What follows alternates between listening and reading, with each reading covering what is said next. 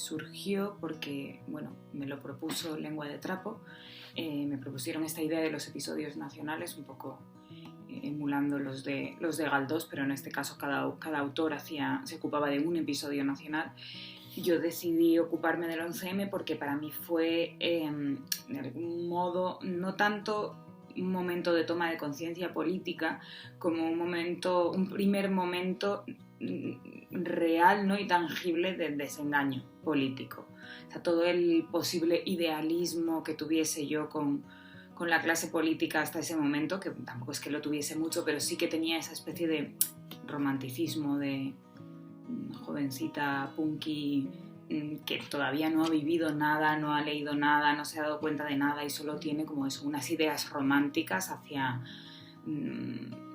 cierto poder por parte del pueblo ante la clase política. De pronto yo en ese momento me vi absolutamente comida por la situación y absolutamente desengañada, ¿no? Fue un antes y un después. Después de eso ya de alguna manera todo fue cuesta abajo con respecto a mi confianza en la posibilidad de no ser engañada, de no ser mangoneada, ¿no? Manipulada por la clase política. Entonces, pues sí que me pareció interesante ocuparme del 11M y sí que me interesaba mucho mostrar algo que yo recuerdo vivir bastante, ¿no? En mi generación, que es esta, y lo digo en un momento del libro, esta primera generación de postadolescentes, ¿no? Antes ese término no existía, hubo un momento en el que ni siquiera adolescente existía, ¿no? Pasabas de ser niño a ser adulto y ya está. De pronto la adolescencia cobró mucha importancia, pero de pronto en mi generación la postadolescencia, ¿no? Esa prolongación absurda de la adolescencia cobró muchísima importancia y me parecía interesante todo este mundo como de abulia, de improductividad, de falta de ideales, ¿no? que recuerdo ver en algunas personas a mi alrededor, en otras en absoluto. De hecho, mi entorno en general no era así, pero sí que recuerdo algunas personas así. Me parecía interesante esa idea y me parecía muy interesante también hablar de la enfermedad mental. Me gustaba mucho el tema de hablar de la enfermedad mental. Es verdad que últimamente se está visibilizando mucho la enfermedad mental, pero me da la sensación de que en general se hace de una forma muy idealizada. Y yo sentía esa necesidad de hablar de... obviamente es una ficción la novela, pero sí que recuerdo y son momentos de mi vida que me han marcado, pues estas personas que en algún momento fueron mis amigos y de pronto se perdieron, ¿no? O sea, ver en directo, esto ha pasado bastante creo que en mi generación, supongo que pues por las drogas y precisamente por esa especie, sin querer sonar carca, pero por esa especie de extrema libertad que tuvimos algunos en un momento, ¿no? Una libertad que no habían tenido nuestros padres y que tiene muchísimas cosas positivas, pero que también acarrea, bueno, pues esta parte, ¿no? De, bueno, las drogas, por ejemplo, ¿no? Que es algo que se menciona bastante en el libro. Yo recuerdo ver a mucha gente o sea, me acuerdo de la expresión de no sé quién se quedó, o sea, se ha quedado, y ver a esa persona perdiéndose a sí misma o transformándose en otra persona y teniendo que irse, teniendo que abandonar un poco la vida a la que todos seguíamos, ¿no? Y a lo que todos parecía que íbamos abocados, pues eso, irte a otra ciudad, vivir muchas experiencias, hacerte adulto, encontrar un trabajo, todas estas cosas, ¿no? Que nunca resultaron ser tan maravillosas como nos las presentaron, porque es verdad que nosotros vivimos pues una grandísima crisis, pero sí que de pronto había gente que se descolgaba, ¿no? Como del plan general porque no podían hacer frente a esa vida adulta, ya fuese por enfermedad mental o por trastornos, ¿no? de todo tipo, o simplemente porque se desinflaban ante la vida, porque la vida era, o sea, afrontar la vida adulta era imposible.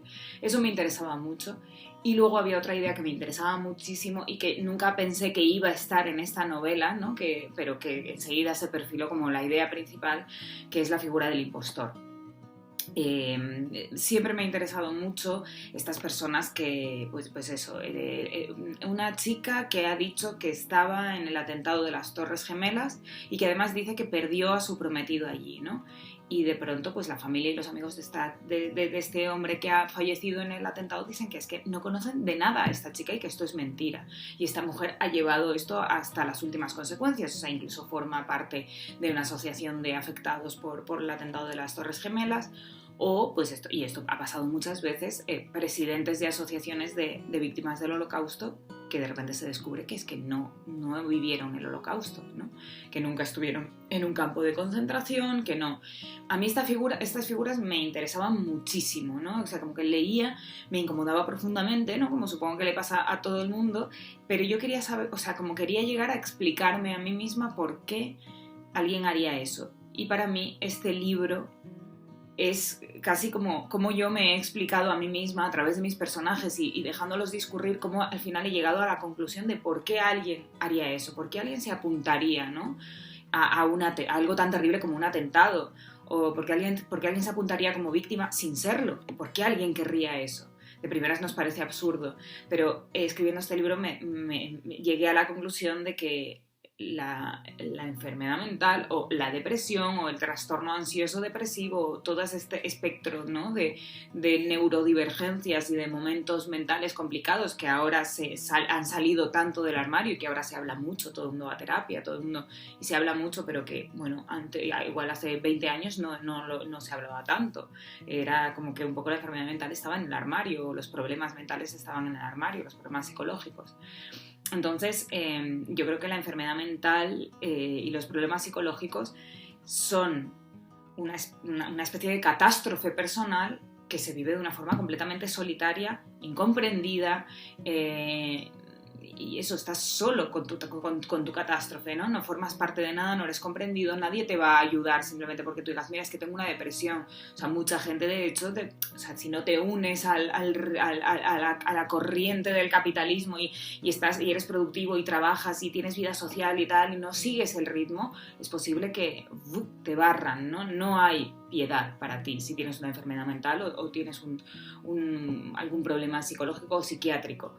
En cambio, cuánto apoyo, ¿no? O sea, que me parece comprensible, pero cuánto apoyo para víctimas de atentados, claro que sí. Entonces entiendo que una persona con una enfermedad mental o con un problema psiquiátrico que se siente tan sola en su catástrofe individual, personal, diga, ok, voy a ampararme, ¿no? Voy a inventarme que formo parte de este horror porque aquí me voy a sentir apoyado, porque aquí me voy a sentir comprendido, porque de alguna manera mi dolor terrible en este marco, ¿no? de víctimas de un atentado está legitimado y se me va a permitir y se me va además como a acariciar y a querer y a apoyar en este dolor. Entonces para mí escribir este libro ha sido conseguir llegar a esta conclusión, responderme a esta pregunta que nunca conseguía responderme cuando leía estos casos de estos impostores. Pues Soñó con la chica que roba un caballo es una historia de dos chicas que llegan a Madrid de pueblos de España, llegan a Madrid el año anterior a los atentados del 11M. Y están un poco desubicadas, descolocadas. Madrid no es su lugar, tampoco es su lugar ya el pueblo que dejaron. Están la una al lado de la otra, siempre juntas, pero tampoco terminan, por lo menos la protagonista no termina de sentir que la otra es la amiga que ella ha soñado, ¿no? Y bueno, un poco partiendo de este punto, pues ya las cosas se precipitan. Girando alrededor de esta idea de la idealización, de la búsqueda de una vida social o de una amistad o de un amor de una determinada manera, ¿no? Y como a veces se fuerza la realidad para conseguir lo que queremos, ¿no? De una manera pues, peligrosa y un poco arriesgada. Yo diría que Soñó con la chica que roba un caballo es una historia de terror, o por lo menos yo así la sentí. Yo siento que es una historia de terror psicológico. Así la sentía yo, por lo menos cuando iba viendo cómo esos personajes se me iban un poco yendo de las manos, porque tampoco pensé al principio que iban a llegar hasta ese punto. Pero sí, yo diría que es una historia de terror y de terror psicológico y de obsesión. Pues sí, tengo varios proyectos en mente. Tengo por un lado una novela que llevo ya casi 6 años escribiendo, 5 o 6 años, pero que me está costando bastante. la que tengo más o menos las 3/4 partes, pero no hago más que recomenzarla de nuevo. Es lo más difícil de lo que he escrito hasta ahora, o por lo menos es lo que más me está costando, y bueno, prefiero no hablar de ella porque me atormenta bastante, pero bueno, espero terminarla entre este año y el que viene. Y luego también tengo un libro de cuentos ahí en proceso, que con ese sí que me apetece más meterme. Tengo otra idea de otra novela también, pero una novela corta.